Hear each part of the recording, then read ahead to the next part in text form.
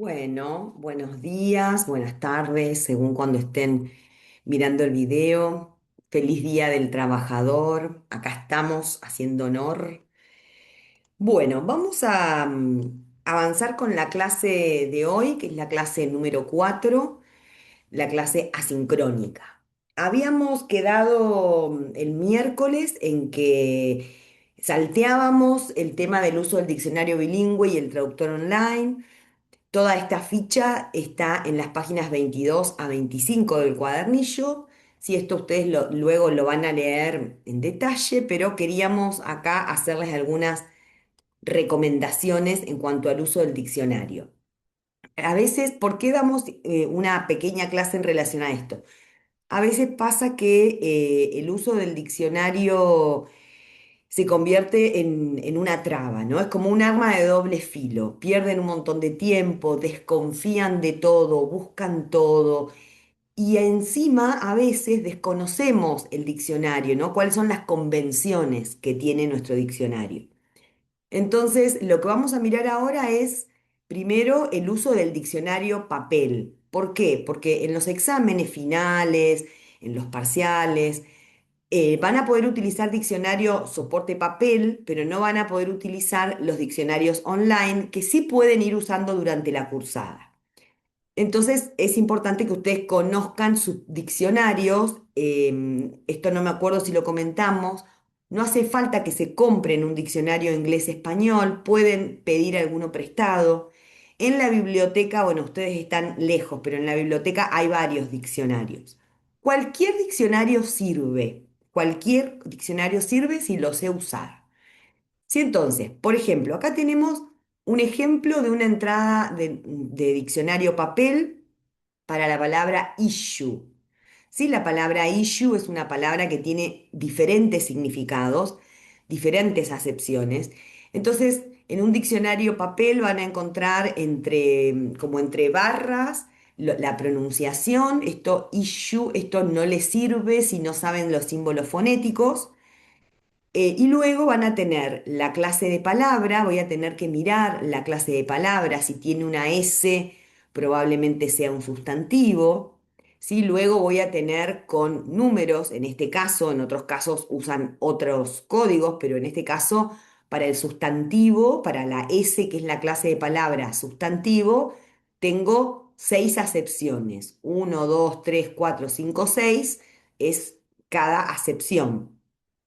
Luego van a tener el segundo puntito acá, corresponde a la B corta, o sea que es un verbo también. ¿Sí? También tienen acá 4 acepciones en su categoría de verbo de la misma palabra issue.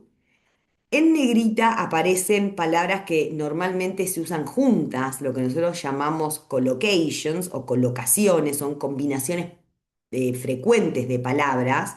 To issue somebody with something quiere decir proveer a alguien de algo, es decir, toda esa frase. Sí, luego en cursiva tienen en este diccionario ejemplos de uso de la palabra, o sea, es decir, la palabra en un ejemplo, en una oración. Tony raised the issue of, ¿sí? Es decir, van a tener ahí el ejemplo en inglés y su traducción. Y luego este diccionario utiliza entre paréntesis y con una letra, con una tipografía diferente, el contexto en el que se usa la palabra. Sí, entonces, es importante familiarizarse con las abreviaturas que tiene mi diccionario, ¿sí? Porque este diccionario para el sustantivo usa la S, pero algunos diccionarios usan la N de nombre, nombre sustantivo, son sinónimos. Esa información el diccionario me la va a dar o al principio o al final hay una lista de abreviaturas que va a utilizar ese diccionario. Cómo abrevia el sustantivo, cómo abrevia, no sé, el verbo. Sí, luego necesito reconocer el contexto y el tipo de palabra que voy a requerir para esa traducción. Eso me va a ayudar a decidir la acepción correcta. Sí, fíjense que la palabra issue a veces quiere decir tema o cuestión, incluso a veces quiere decir problema, pero en el segundo caso, cuando el contexto es de una revista, es decir, por ejemplo, en una revista académica, cuando ustedes busquen revistas académicas digitales, van a ver que dice en una parte volume, es decir, el volumen, el número de la revista, ¿sí? O también va a decir issue, ¿sí? Que es el número o la edición de la revista.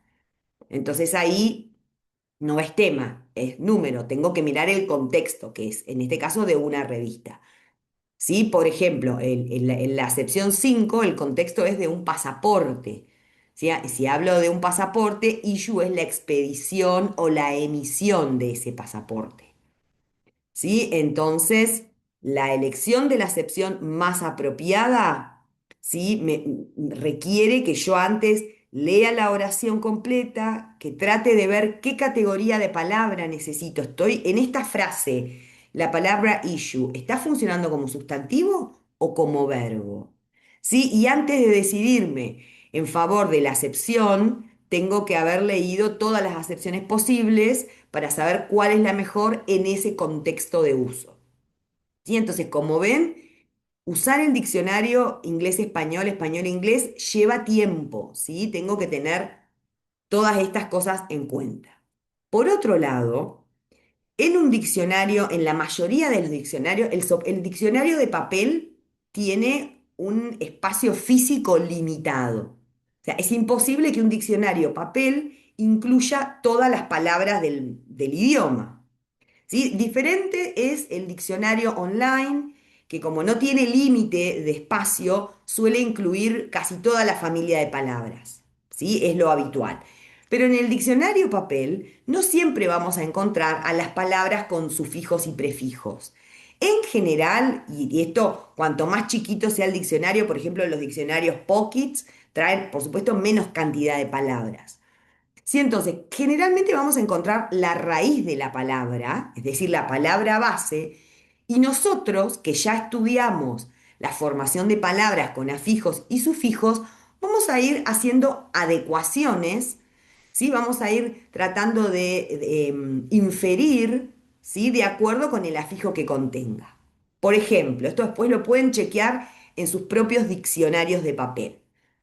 La palabra believe, por ejemplo, sale en todos los diccionarios, ¿sí? Es el verbo creer. Believe seguramente la tienen en el diccionario como verbo creer. Sin embargo, la palabra believable tal vez no salga en mi diccionario. No entro en pánico, no me desespero. Me fijo el significado de la palabra raíz, believe, que ese sí está en mi diccionario, y luego la voy a convertir en un adjetivo, porque la terminación hable es de adjetivo. Creer es el verbo, creíble es el adjetivo. O por ejemplo, la misma palabra puede tener un prefijo, unbelievable, ¿sí? Esa un, ese an, es un prefijo que convierte a las palabras en su opuesto, en su negativo. ¿Sí? Entonces, si yo en mi diccionario solo tengo la palabra believe, creer, pero tiene terminación able, yo ya sé que es un adjetivo, creíble, ¿sí? Pero tiene un prefijo negativo, es decir, que en vez de creíble es increíble. Todo este proceso lo voy a hacer, por supuesto, en un momento me va a llevar un tiempo, pero luego lo voy a hacer como mentalmente, ¿sí? Voy a buscar la palabra raíz en el diccionario y voy a ir derivando familias de palabras una vez que tenga afilado y aceitado el tema de los sufijos y los prefijos.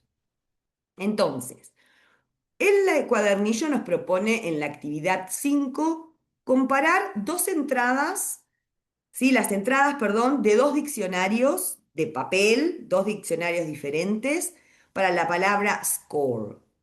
Sí, la idea es que ustedes acá piensen cuál es la abreviatura que utiliza cada diccionario para un sustantivo. Usa la S, usa la N, ¿qué usa? Si me muestra género y número y cómo lo muestra. Si me muestra tipos de verbo, nosotros no vamos a entrar en este curso en detalles de si es verbo transitivo, intransitivo, pero esa información a veces me la da el diccionario, a veces solo me dice que es un verbo y a veces me aclara qué tipo de verbo.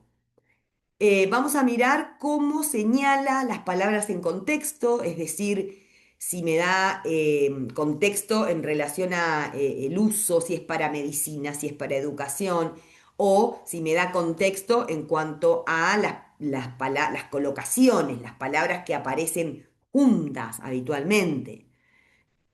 Vamos a mirar el número de acepciones que tiene, cuántos significados tiene, y vamos a pensar, después de todo eso, cuál es la acepción más apropiada para la palabra score en el área de la educación. ¿Sí? De todas esas acepciones o significados, ¿cuál les parece que es más común en educación? ¿Sí? Entonces, acá les proponemos detener el video, resolver la actividad 5 del cuadernillo, que es cortita, y luego volver a despausar el video para corregirlo. ¿Sí? Entonces acá avanzan con la actividad 5 y luego ahora vamos a la corrección. Bien, entonces acá ya se supone que ustedes resolvieron la actividad 5, ¿sí? Entonces vamos a corregir esta actividad, ¿sí? Vamos a comparar las dos entradas que tenemos para la palabra score. Fíjense que el sustantivo en ambos diccionarios es una S, ¿sí? Acá no tenemos diccionarios que muestren con N, por ejemplo, aunque es frecuente. ¿Sí? Acá el sustantivo me lo muestra con una S. Género no me muestran los diccionarios, pero sí me muestran el número. Por ejemplo, en el segundo diccionario me habla de la palabra scores en plural y cuando el diccionario tiene una entrada especial para el plural, quiere decir que esa palabra en plural tiene un significado especial. ¿Sí? No es el plural de la palabra, por ejemplo, en el primer diccionario habla que en deportes la palabra score quiere decir resultado. ¿Sí? Es esa palabra, su plural, resultados, es scores. Sin embargo, el diccionario no va a poner el plural de resultado. Score, resultado, scores, resultado. Eso, resultados. Eso no es necesario. Cuando el diccionario tiene, como en el segundo ejemplo, una entrada específica para un plural, scores, quiere decir que la palabra en plural tiene un significado diferente. ¿Sí? Además del plural de resultado, resultados, scores quiere decir montones, como muchos. Scores of tourists, montones de turistas. ¿Sí? Por eso aparece en el diccionario. Luego, sí, en algunos diccionarios, por ejemplo en el segundo, me cuenta, además de la B corta del verbo, me cuenta que este verbo funciona como transitivo y como intransitivo. Luego, en cuanto a las palabras, bueno, ahí todas las entradas. En cuanto a las palabras en contexto, fíjense que acá el primer diccionario me pone en negrita, ¿sí? Las collocations, las palabras que aparecen frecuentemente juntas, to keep the score, ¿sí? Entonces, cuando la frase es to keep the score, eso quiere decir llevar la cuenta, ¿sí? De los tantos, por ejemplo, en un partido. ¿Sí? Después, on that score es una expresión que quiere decir en ese sentido.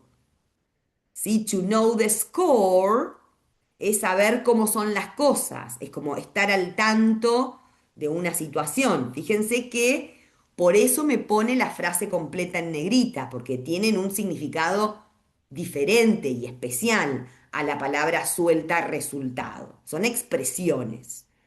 ¿Sí? El número, bueno, y del otro lado, en el otro diccionario, en vez de ponerme en negrita colocaciones o frases habituales, me da entre paréntesis contextos, ¿sí? Para un juego de cartas, para un juego de mesa. Bien. Luego, el número de acepciones, es decir, la cantidad de significados, en ambos diccionarios me lo da con número, ¿sí? En el uno, por ejemplo, la primera entrada, el uno refiere a resultado en el contexto de deportes, ¿sí? El número 2, en un examen o en un concurso se habla de puntaje. Entonces, en el ámbito de la educación, probablemente esa acepción, la segunda, sea la más frecuente, ¿sí? Cuando hablamos de un examen o de un concurso, score es el puntaje. ¿Sí? Fíjense que la acepción número 3 es una partitura de música, ¿sí? Entonces, probablemente no sea lo más frecuente, ¿sí? En los textos que vamos a leer, pero no quiere decir que esa nunca la vayamos a ver, ¿sí? Pero la más frecuente va a tener que ver con el puntaje. Bien, además de el diccionario papel, durante la cursada ustedes van a poder trabajar con diccionarios online. Tenemos en el cuadernillo, luego lean la ficha en detalle, tenemos ahí algunas recomendaciones de diccionarios online. Hay muchos, sí, pero bueno, nosotras trabajamos mucho con Word Reference, con Reverso, sí, esas están ahí los links en las recomendaciones que tienen en el cuadernillo. Em, los diccionarios online que recomendamos son de acceso libre, ¿sí? O sea, no tienen que pagar, tienen ahí los resultados de forma inmediata, pero necesitan conexión a Internet. Ahí es más fácil de usar, ustedes solo introducen en una ventana de búsqueda la palabra que necesitan saber, ¿sí? Y la herramienta, por ejemplo, el diccionario, el Word Reference, nos va a mostrar enseguida el resultado con otra información adicional.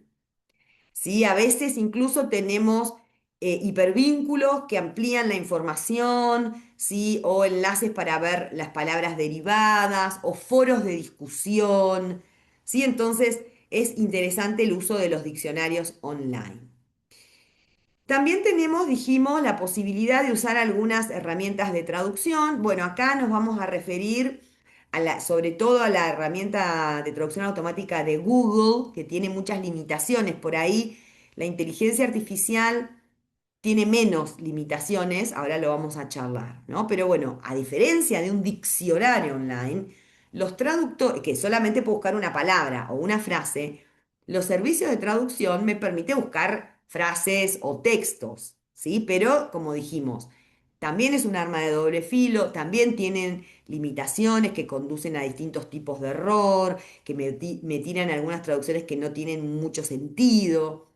Sobre todo en el caso del traductor de Google, ¿sí? Lo que suele ocurrir es que a veces intercambia términos comunes por uno similar, pero que no es equivalente en el otro idioma, o que invierte incorrectamente las palabras, es decir, el traductor de Google no divide en bloques, no sabe dividir en bloques de lectura, que es lo que nosotros vamos a aprender a hacer, y entonces a veces sobre todo cuando tienen algún elemento de puntuación, por ejemplo, como un guión de los largos, que son como los dos puntos en inglés, el diccionario, digo, el traductor como no lo reconoce, entonces altera el orden de las palabras y eso cambia el significado de la oración.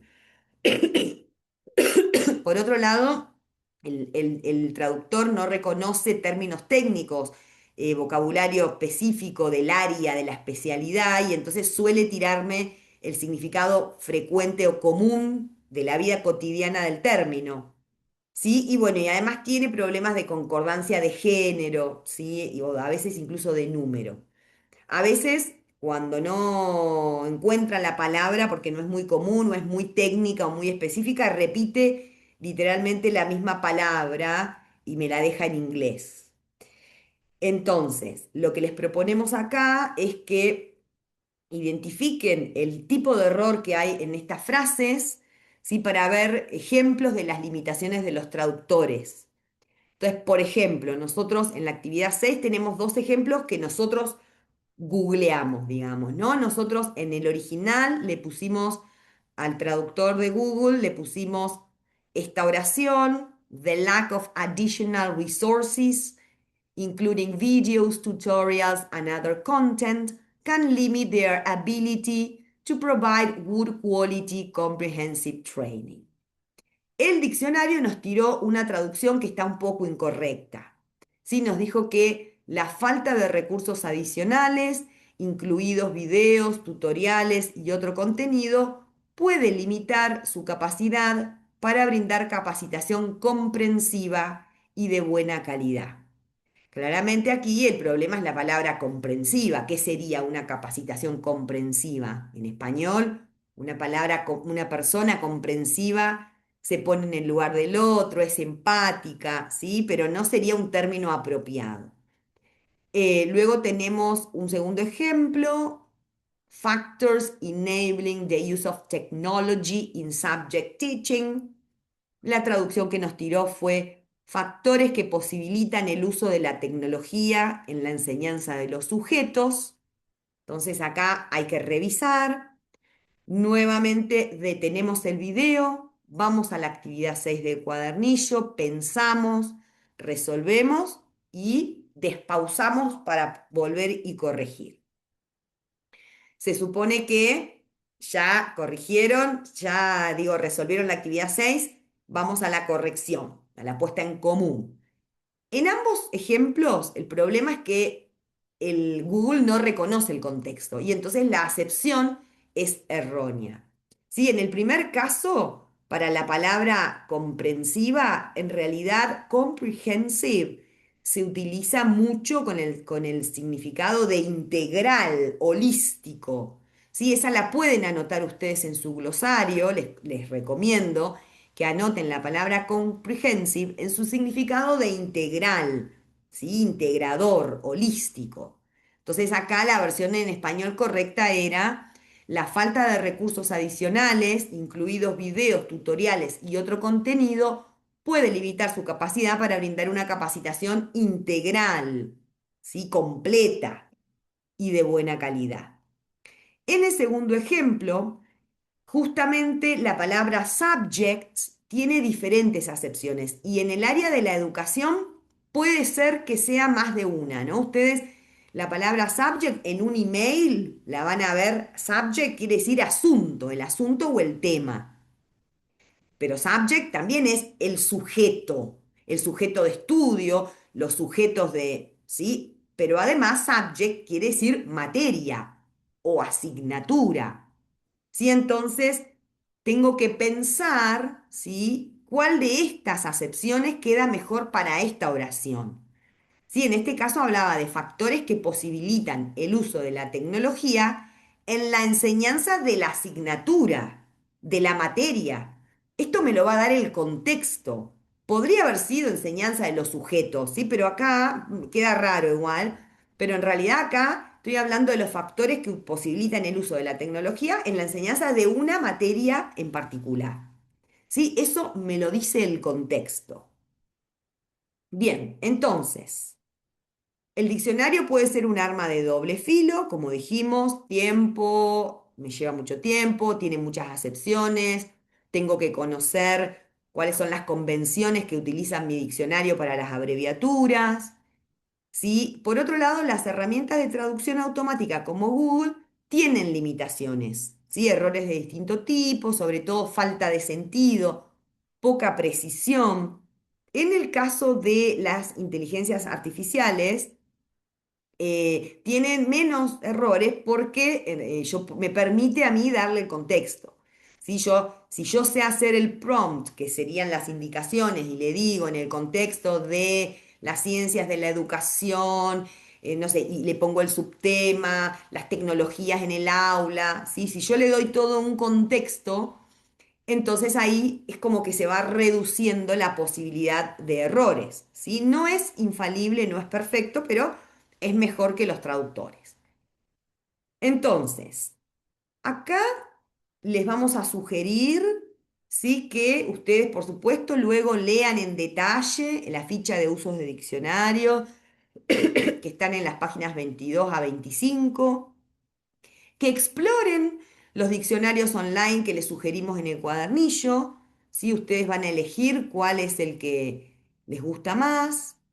Sí, ahí en el diccionario, yo creo que acá me lo salteé esto, pero en el diccionario, en el cuadernillo, perdón, tienen también ejemplos de diccionarios online, qué información les da, cómo aparece esa información, por ejemplo, el tema de la pronunciación. Vieron que en el diccionario papel me pone entre unas barritas los símbolos fonéticos. O sea, si yo no sé símbolos fonéticos, no me sirve esa información.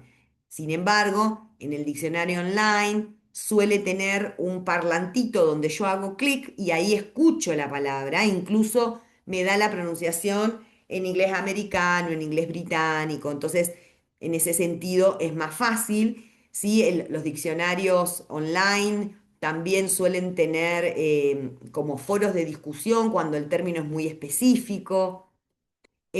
Así que bueno, eso explórenlo para ver cuál les gusta más. También recuerden que deberían conseguir un diccionario de papel para poder ir familiarizándose con ese diccionario papel que van a usar luego en las instancias evaluativas, ¿sí? Para ver, bueno, esto que dijimos hoy, ¿no? Las abreviaturas y todo eso. Les vamos a proponer una tarea, ¿sí? Que está en la PEDCO. Ahora se las voy a mostrar. Pero entonces, ¿cuáles son las tareas que tienen para el miércoles que viene? Van a, como les dijimos, leer y profundizar la ficha de uso de diccionario. Van a volver a la ficha de formación de palabras, ¿sí? La de afijos, y van a resolver las actividades 7 y 8, ¿sí? Que estas nos quedaron sin hacer. Esto, el miércoles estuvimos trabajando con sufijos. Vamos a repasar eso y vamos a resolver actividades 7 y 8 de tarea, es decir, las vamos a corregir la clase que viene. ¿Sí? Y para empezar a ponernos en contacto con la unidad 2 que se llama Aproximación a textos académicos en inglés, les proponemos una breve, bueno, no tan breve, una actividad relativamente breve, sí que es una actividad ¿cómo se llama? Interactiva, que está en la PEDCO. El recurso es un recurso H5P que lleva el título Estrategias de lectura bibliográfica de textos académicos. Ahora les voy a mostrar, pero ¿cómo encuentro la tarea? Voy al aula PEDCO, a nuestro aula PEDCO. Voy a nuestra pestaña del grupo de la comisión 2, que es el grisecito, y ahí voy a ingresar a la carpeta que corresponde a la clase de hoy, es decir, la clase 4. Cuando entro a esa carpeta, ahí voy a encontrar el recurso Estrategias de lectura bibliográfica y voy a ingresar al recurso apretando el botón Leer. ¿Sí? Ahí se los voy a mostrar. ¿Sí? La idea es que ustedes, esperen que dejo de compartir esto, me voy a compartir entonces la PEDCO. Bien, esperen que voy a ir para atrás. Así lo ven. Entonces, ustedes entran al aula PEDCO, ¿no es cierto? Van a ir al grupo despertino, que es el de ustedes, hacen clic acá, ¿sí? Y acá van a tener todas las carpetas, ¿sí? Todavía hoy está ocultado a los estudiantes, pero en un ratito lo vamos a poner visible. Ustedes van a entrar a la clase 4, que es la clase de hoy, y ahí, además del link de grabación al video, además del PDF de la clase, van a tener este recurso que se llama Lectura Bibliográfica de Textos Académicos. Van a darle clic en Leer y ahí se les va a desplegar la actividad. Sí, la actividad, fíjense que les va proponiendo primero como la definición y el propósito de la lectura preliminar, por ejemplo. Sí, van a tener acá la definición y el propósito de la lectura preliminar, los pasos a seguir para realizar una lectura preliminar y luego tienen a practicar, una breve actividad para practicar lectura preliminar. Luego viene skimming, que es otra estrategia de lectura. ¿Sí? Entonces acá lo mismo. Leen la definición y los propósitos, leen los pasos a seguir y se van a practicar, ¿sí? La estrategia de skimming. ¿Sí? Lo mismo con scanning y lo mismo con la lectura intensiva.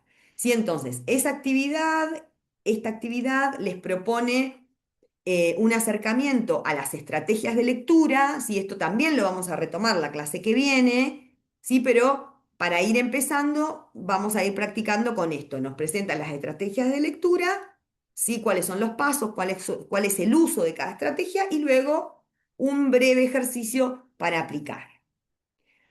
Bien, hasta acá llegamos con la clase de hoy. Sí, el video es corto, pero tienen bastante trabajito para avanzar. Buen fin de semana, feliz Día del Trabajador y bueno, nos vemos el miércoles.